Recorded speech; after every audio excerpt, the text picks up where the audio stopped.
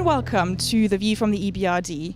We're here in Nicosia in Cyprus for the annual event of the European Bank for Reconstruction and Development. And I am here with Pim van Ballekom, Vice President at the European Investment Bank. Thank you very much for making it. Thank you for inviting me. Now, Pim, you are not just the Vice President of the EIB, you're also here in the capacity of the Governor of the EIB for the EBRD. Indeed. Now tell me, what is the EBRD's role in the EIB's mindset these days? How important is it still to be a shareholder in the EBRD? Yeah, it's quite important because the European Investment Bank is a bank investing in the European Union mainly.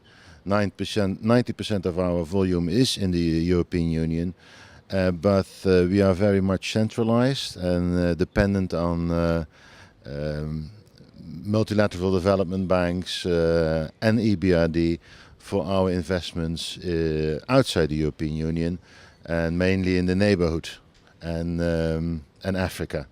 And in that sense, we are very much looking forward to intensify our collaboration with EBRD in those regions. Mm-hmm. So obviously say you're collaborating a lot.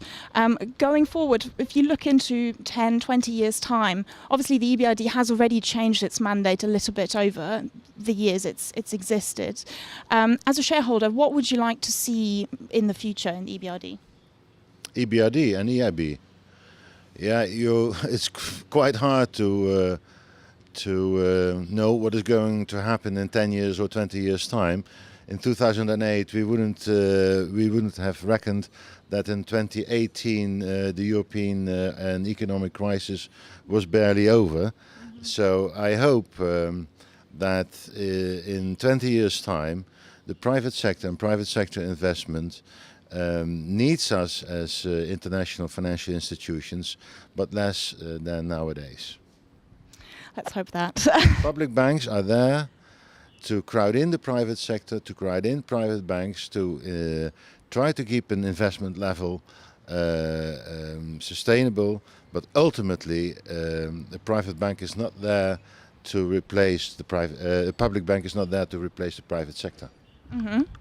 Now, what would you say when we look at the EIB? Obviously, you've got a much larger investment availability than the EBRD, and you invest in a lot broader a geography as well.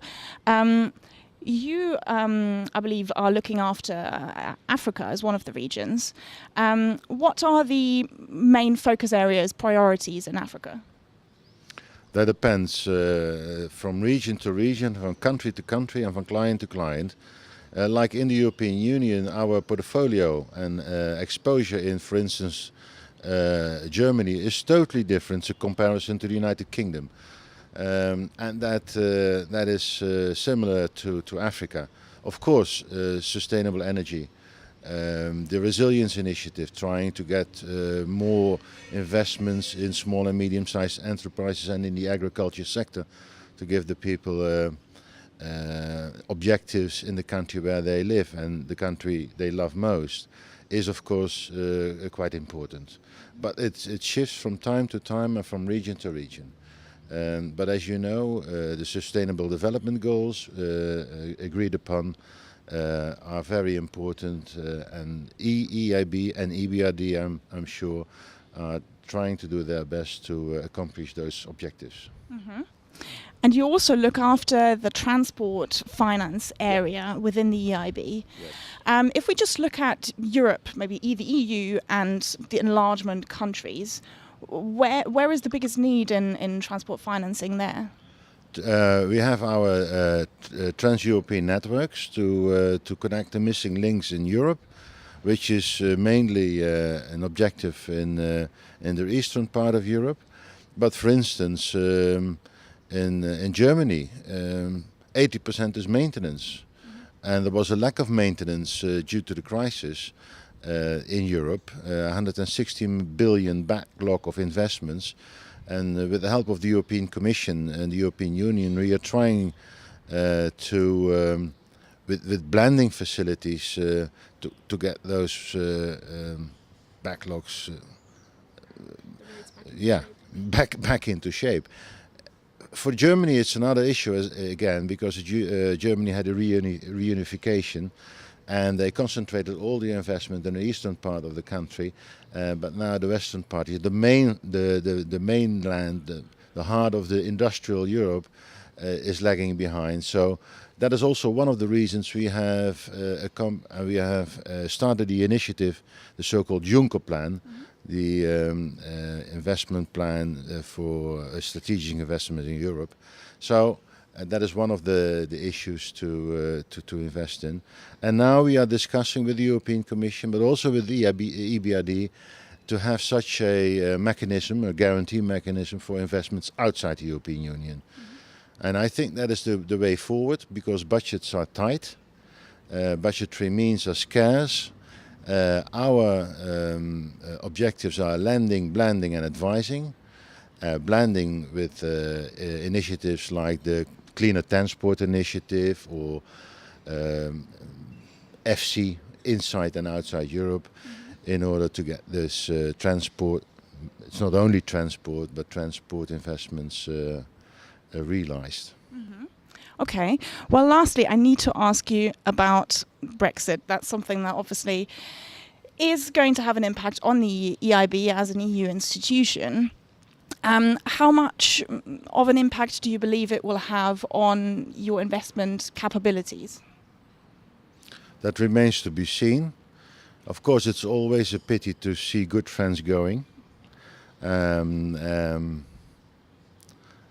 But that is their decision. It is early days. Mrs. Theresa May announced January elections, and the negotiations are going to start afterwards, after the results of the elections. It's a 2 years process. Of course, EIB is part of the ultimate conclusions to be made, but I don't think we are first in the road. There are more political issues to tackle before we are going to negotiate how to arrange this separation, which is once again to my regret. Probably to the regret of all the investment projects in the UK as well. I think the UK will miss the European Investment Bank ultimately, because we are competitive. We have advisory services, we have knowledge and investments all over the world. We are competitive in AAA countries, and I'm sure in the UK. But okay, the decision is made, and we have to make the best of it. But I think that will be at the end of the process after 2 years to be known. Pim van Ballekom, thank you very much. Welcome.